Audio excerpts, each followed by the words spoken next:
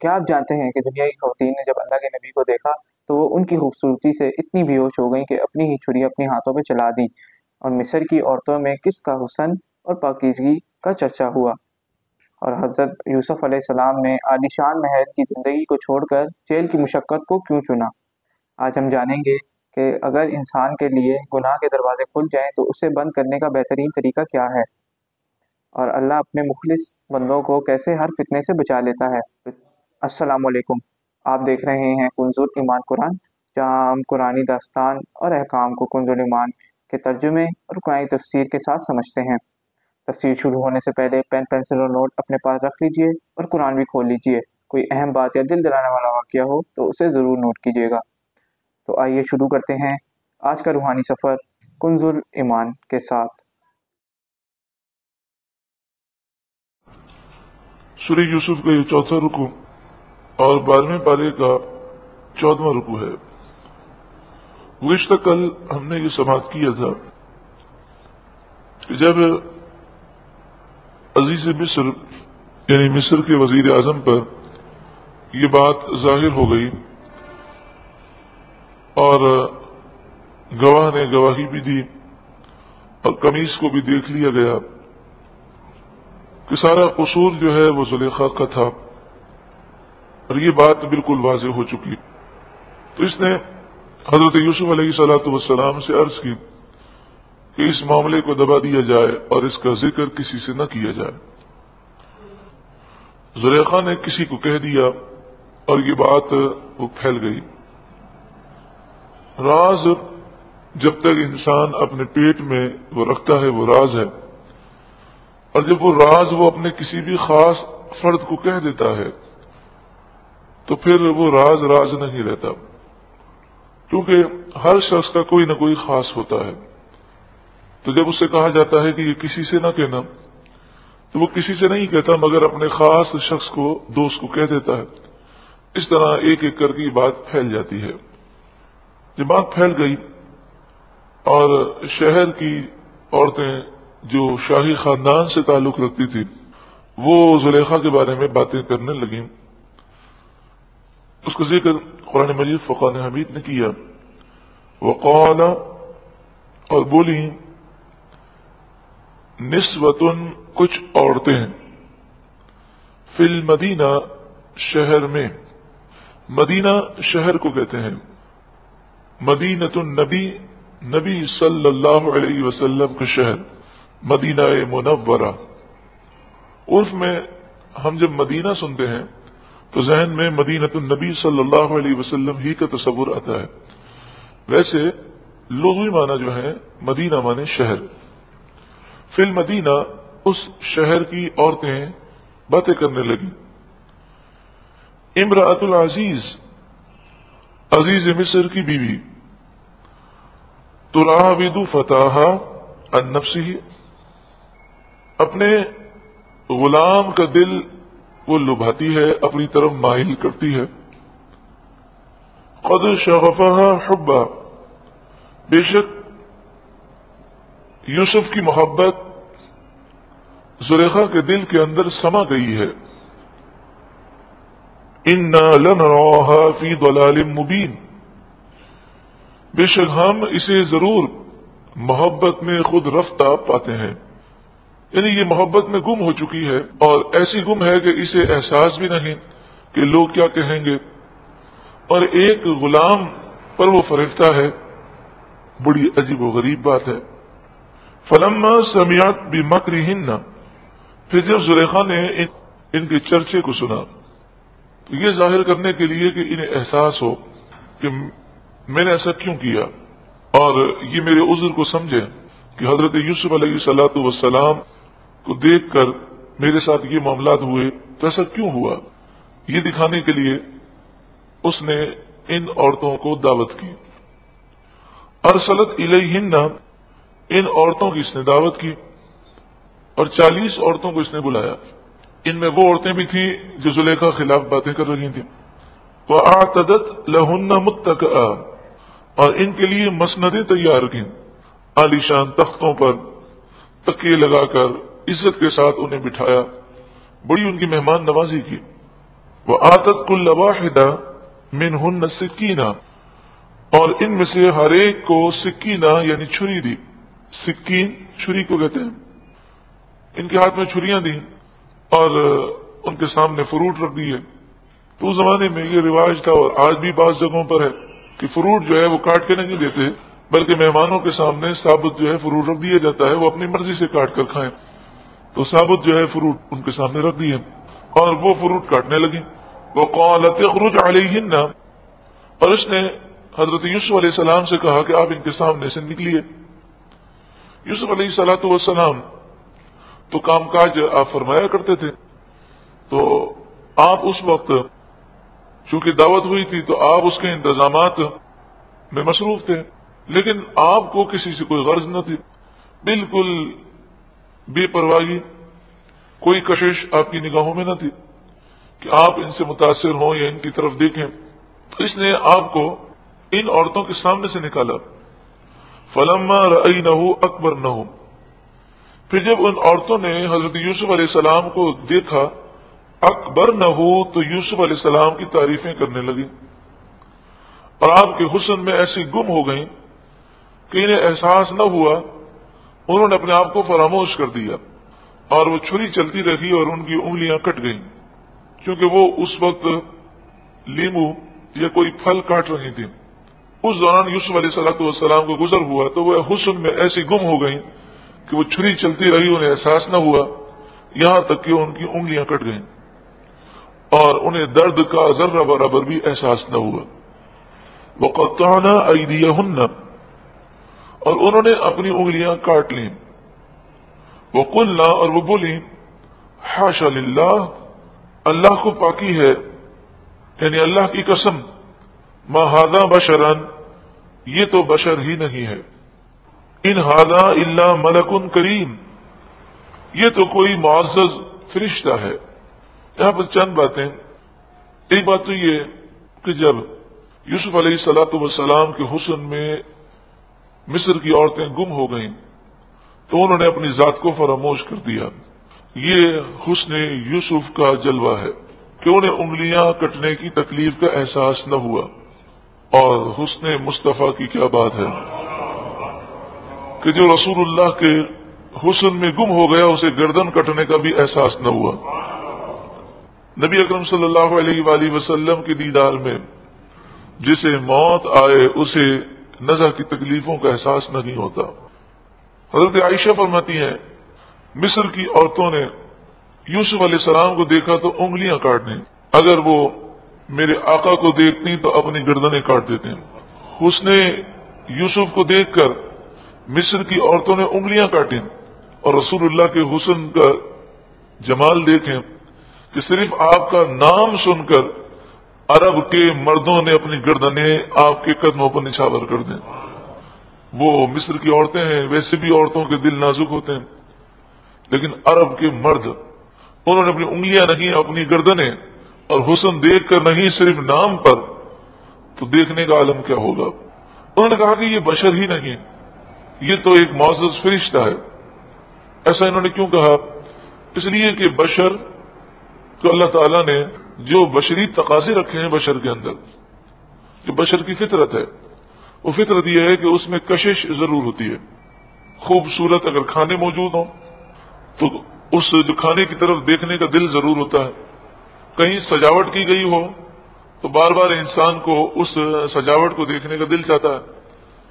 ان عورتوں نے یہ دیکھا کہ نہ یوسف علیہ السلام کو اس سجاوٹ سے کوئی غرض ہے، نہ ان کھانوں سے، نہ ان عورتوں سے کہ جو مصر کی خوبصورت ترین عورتیں ہیں، انتہائی بناؤ سنگار کے بعد آئی ہیں، بہت اچھے لباس انہوں نے پہنے ہیں، لیکن نہ آپ کو ان کے لباس سے غرض، نہ ان کے حسن سے غرض.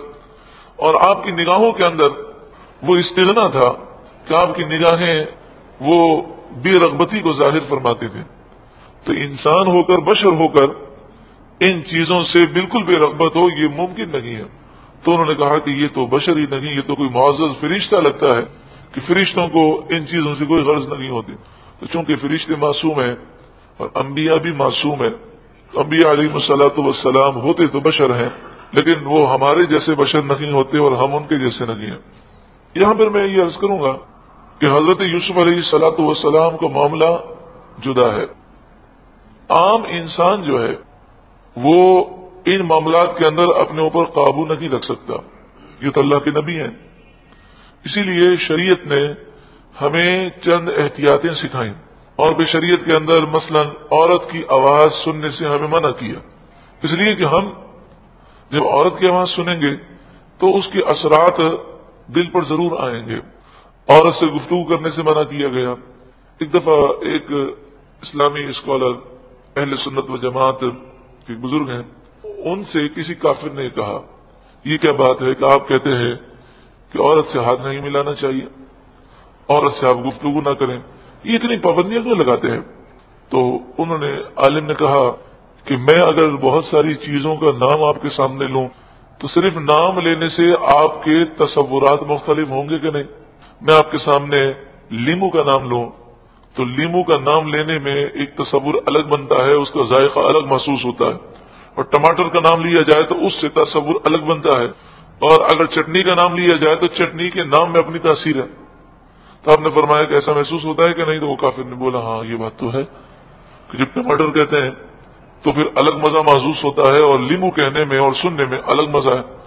تو آپ نے فرمایا اسی طرح جب انسان عورت کا نام سنتا ہے یا عورت سے گفتگو کرتا ہے یا عورت سے ہاتھ ملاتا ہے تو اس کے معاملات الگ ہوتے ہیں، اور جب وہ مردوں سے ملتا ہے تو اس کے معاملات الگ ہوتے ہیں۔ تصورات سے انسان بچ نہیں سکتا۔